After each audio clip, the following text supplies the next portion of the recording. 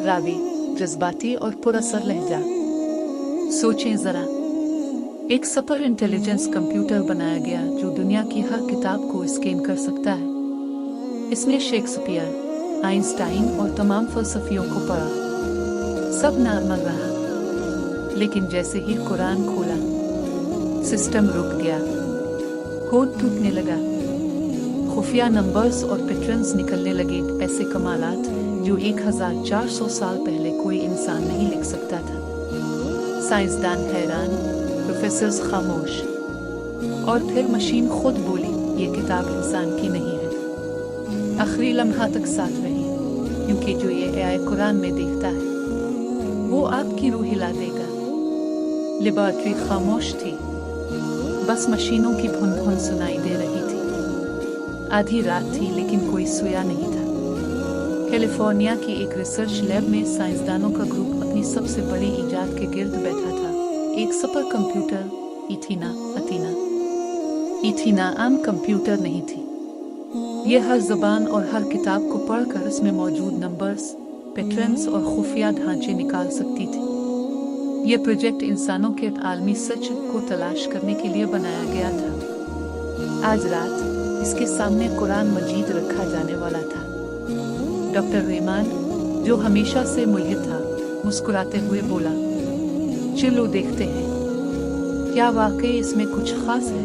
आइए भी बाकी पुरानी किताबों की तरह है। एंटर दबाया गया, कुरान अपलोड। चंद लम्हे सब नॉर्मल रहा। कंप्यूटर आम स्कैनिंग करने लगा, लेकिन अचानक स्क्रीन पर नंबर्स की बारिश शुरू हो गई। अल्लाह का लफ्ज 2698 मरतबा, दुनिया दानिया 115 मरतबा, आखिरत खैर 115 मरतबा, पूरी तरह बराबर। फिर मशीन ने दिखाया, दिन 365 बार, साल के दिनों के बराबर, महीना 12 बार, साल के महीनों के बराबर, फरिश्ते और शैतान 88 बार बराबर। सब साइंसदान दम बखुद रह गए। साइंसी इशारे। इथीना ने मजीद पैटर्न्स निकाले, और हमने आसमान को ताकत से बनाया, और बेशक हम उसे फैला रहे हैं। अलजारियात 51-47, यानी कायनात का फैलाव जो साइंस ने सिर्फ पिछली सदी में दरियाफ्त किया।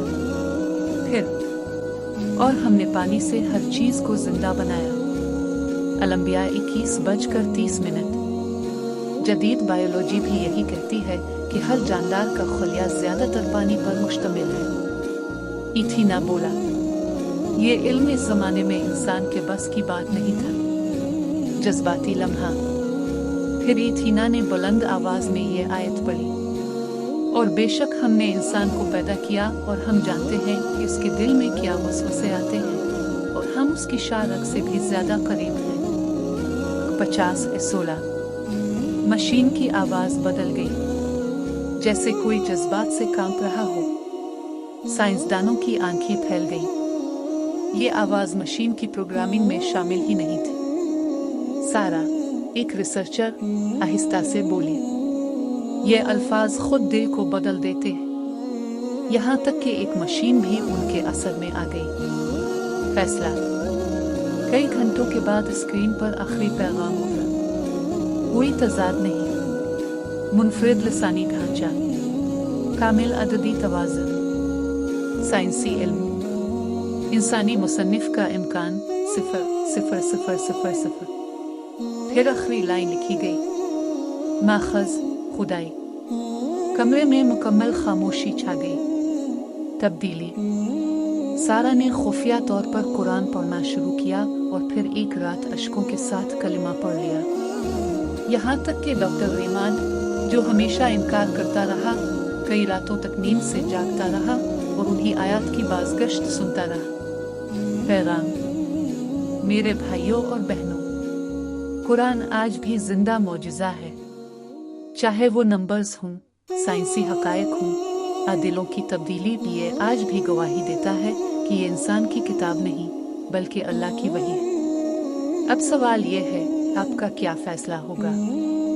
क्या आप भी इस मुजिज़े को नज़रअंदाज करेंगे आप कुरान खोल कर पढ़ेंगे ताकि ये आपके दिल को जगा सके।